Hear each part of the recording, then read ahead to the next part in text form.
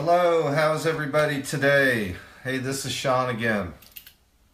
Hey, as we're letting people join, I want to talk a little bit today about what compelled me to discuss the topic that I want to talk about today.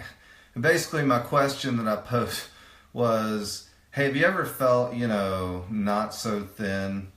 Well, look, I'm kind of in one of those places, right? And I don't know about you guys, but look, I'm okay carrying around a few extra pounds, but I just don't feel great about myself. But, when I start getting to the point where I feel like my weight is getting in the way, like clothes aren't fitting the same, just feel kind of sluggish and heavy, then I really feel kind of compelled to do something about it. However, I'm 47 this year in October, right? So the older you get, for me anyway, the tougher it is to drop weight. And, the lifestyle, of course, you've got to really make strong, drastic choices to keep a lifestyle, to keep weight off, because you can gain it more easily. And then finally, in terms of the family life, still when you still have kids at home and you still have obligations to career, spouses, what have you, all that stuff can get in the way of taking the time that you should owe to yourself to live and be healthy. You only have one body, right? You need to take care of it.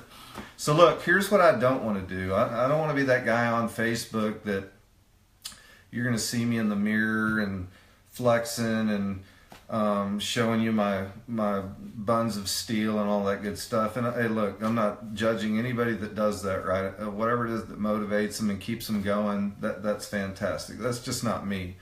So look, for me to stay motivated, it's really just a couple things. So one, I want to share my journey with everybody, because I think there's a difference between being that person that's on trying to get shredded and showing everybody, their topless photos and the before and the after. That's all great. But I think there's a lot of other people like me that would rather you put a thumb in my eye than require me to take my shirt off at any juncture in front of a worldwide web audience, right? So mine are going to be, a little bit more my progress. And, two things I think in terms of motivation that are helpful for people that are trying to go on that journey of losing a little bit of weight or becoming more fit.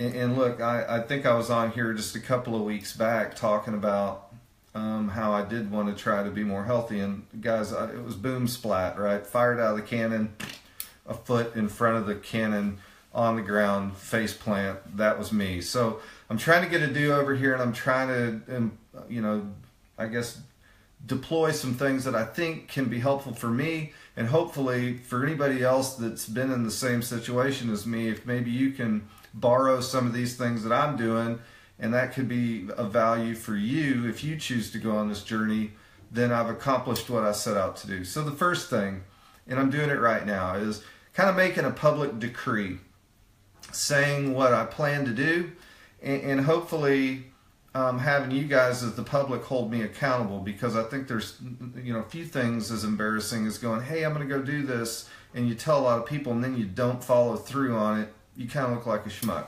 So that's what I'm trying to do, is get it out there. This is what I plan and intend to do, and more importantly, maybe how I plan on trying to get it done. Hey, Brandy, thanks for popping on. It's good to see you. So the public decree is one. The second thing is coming up with a plan. And you know what? Hang on one sec, gang. I neglected to do this. Shame on me. There's a handy dandy little... All right, cool. So now when I hold this up, you can read it properly. So look, my thing that I want to plan for is kind of an event. And there's something called the Tough Mudder. And what this basically is I think it's about a half marathon, maybe a little bit less, but it's got the obstacles and everything that you go through on it. So to me, that's, rather than just get out and running, it's something that's entertaining. But the really cool thing that it has for me is this handy dandy calendar here, right? And you zoom in here. So basically it's day 1 through day 7. and it has kind of your workout set up for you, so you don't have to overthink that, right? So that's pretty cool. When you go to the website for Tough Mudder, you can download this handy dandy calendar and follow it. And so basically it gives you 3 months worth of workout to work up to the event. Now, the good thing with that, right, is that you don't have to overthink your workout. What's key, though, that's not on here is diet, and we'll talk about that here in just a moment.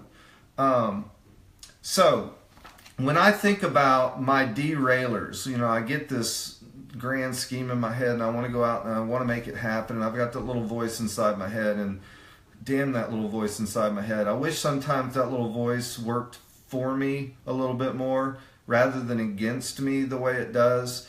And I think it's kind of your body's built-in way of, protecting itself. It doesn't want things that are uncomfortable. It doesn't want you not getting enough sleep.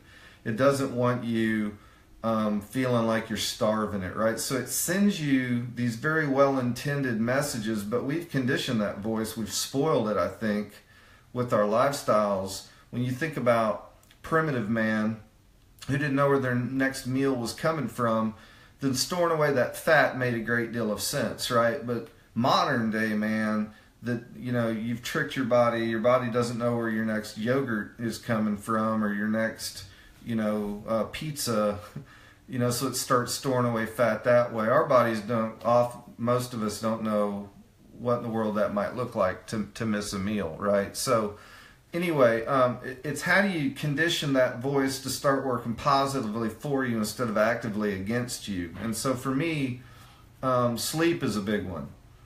Man, for much of my life, I went through not getting enough sleep, whether it's because I was burning the candle at both ends, and that wasn't necessarily bad choices, right? Whether I was up studying, whether I was up, hanging out with my buddies, drinking beers, shooting darts, whatever the case was, then I was up and at 'em early, whether it be for class, being in the military, a job, whatever the case may be. So kind of condition that little voice to say, hey, sleep in, sleep in, sleep in. I wanted my body to get enough sleep. And so what I've realized for me is a big derailer is that if I don't make the time early in the day for me to get my workout in, it's probably not going to happen. The rest of the day's events just get in the way. I've got to take kid to school, pick kid up from school, get work in during the day. Then you're into your evening routine, spending your quality family time, and I don't really want to not be able to do that. Then you're winding down, you're eating dinner, you're settling in, and I just don't have that self-discipline in the evening, so I'm probably going to stand a better chance of getting up early, right?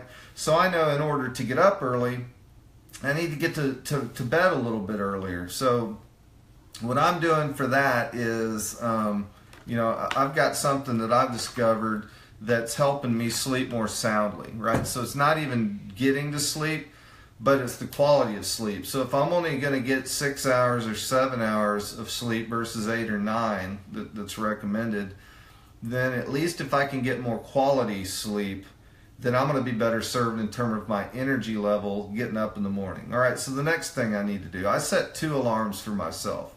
I set the one that kind of wakes me up. I'm not that spring out of bed guy, but I turn it off. Then there's a second alarm that then I get up. So what I'm going to start doing is on that first alarm, I've got this shot of energy here that I take. That bad boy kind of gets my juices flowing so that then when I do get up on that second alarm and get going, that I hit the ground running. It kind of decreases that time that I need for my body to wake up and start getting pumped. Okay, so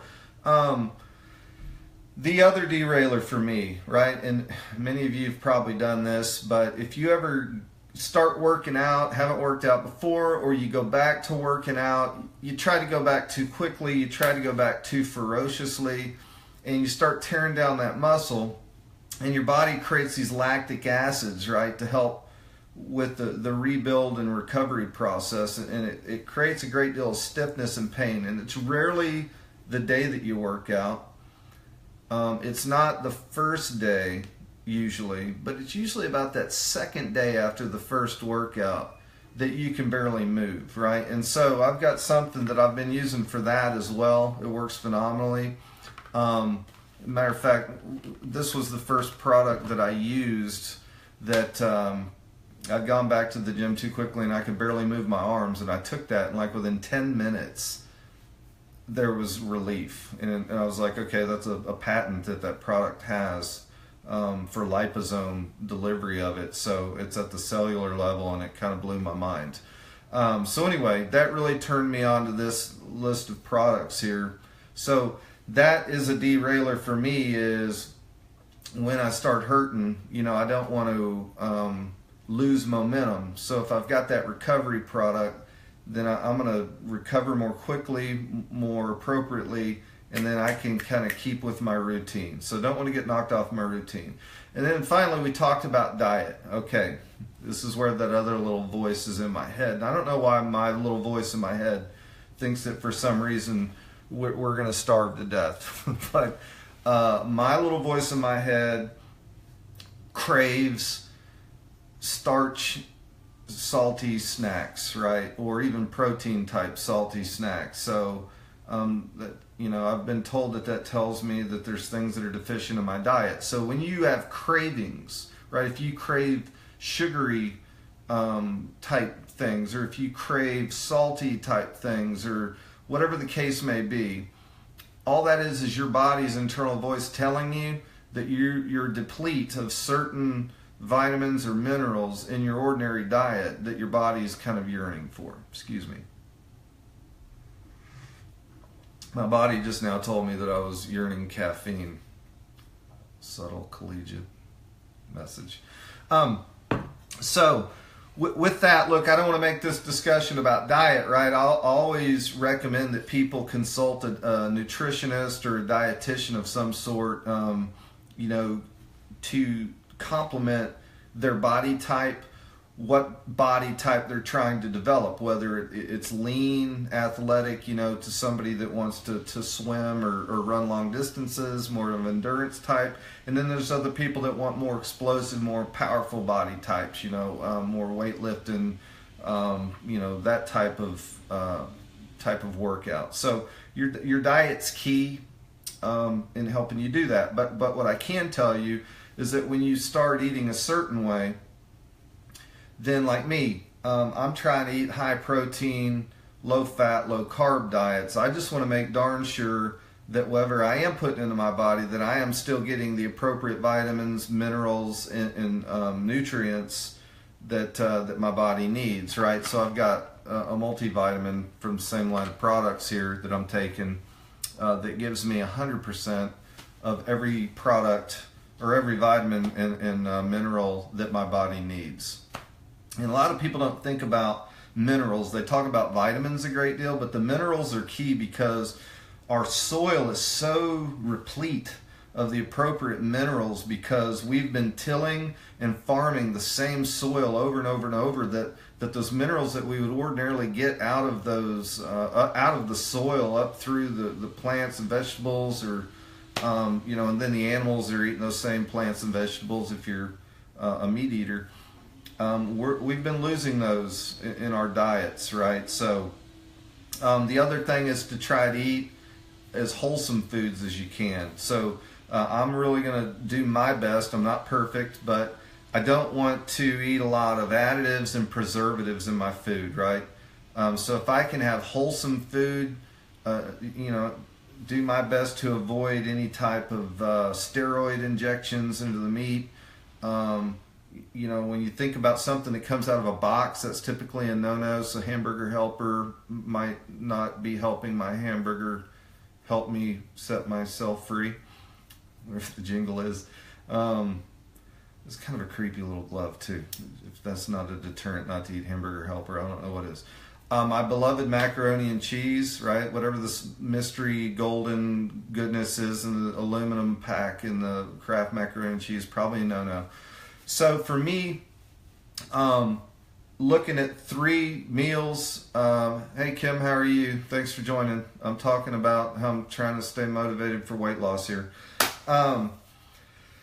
But, you know, I've read a few things. So, like eggs for me in the morning, stuff high in protein. But I'm going to try to eat 3 smart meals throughout the day. I'm also using Herbalife. I don't sell Herbalife, but it's something that we use, and it works well as a meal replacement. And then at dinner, try to do something sensible, like a chicken breast with a vegetable, something to that effect.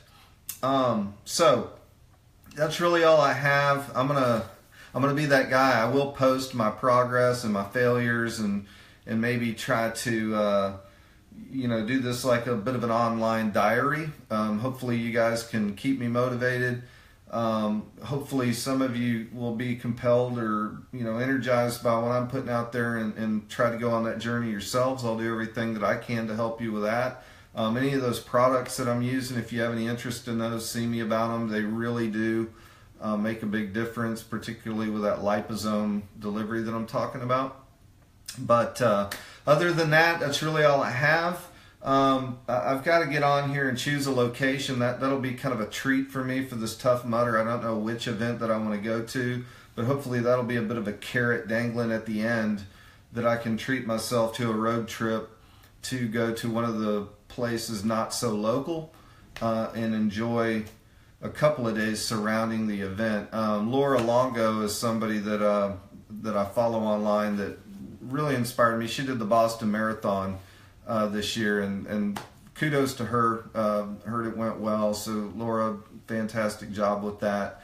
Tough Mudder, nowhere near a Boston Marathon, but dude, a half marathon along with the 20, 25 obstacles or whatever, for me, that's going to be a big win. So appreciate all your support. Appreciate everybody that pops on. Tony, good to see you, man. Thanks for being on. Love you guys, and we'll hopefully be on tomorrow. I do want a disclaimer. Next week, I am meeting a bunch of my old Navy buddies. Guys, I got on my Navy shirt here. Once Navy, always Navy.